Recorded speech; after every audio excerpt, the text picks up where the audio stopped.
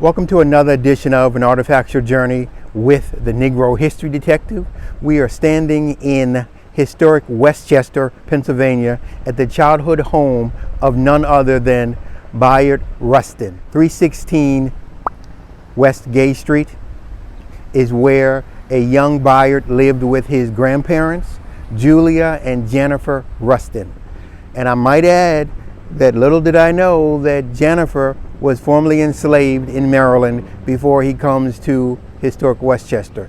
Why are we here today? August 24th, 2020. This is the death date of the civil rights architect Bayard Rustin. On August the 24th, 1987, he passed on to the great beyond. I'm holding in my hand two very important pinback buttons that represent just a small piece of his legacy.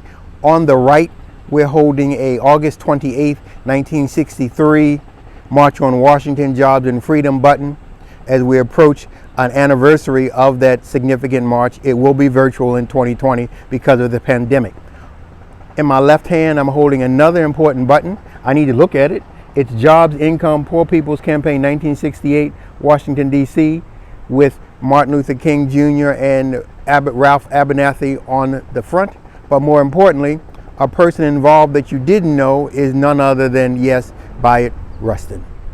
An interesting fun fact is, several houses away is another noted African American by the name of Horace Pippin. Come with me as we journey to the historic marker and his actual house.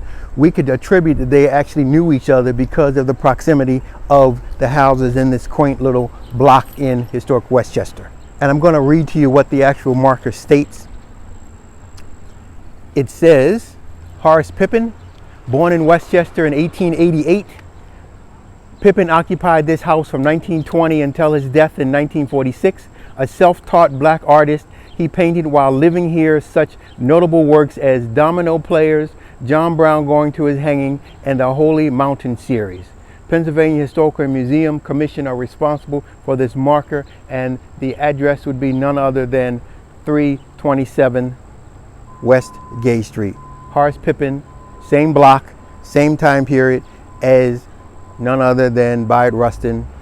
Here we are in historic Westchester on High Street at the Hotel Warner. Yes, in the 1930s, as a high school student in Westchester, the architect of the March on Washington, Bayard Rustin, protested against segregation at this very location. This is in honor of his death date, August the 24th, 1987, historic Warner Theater.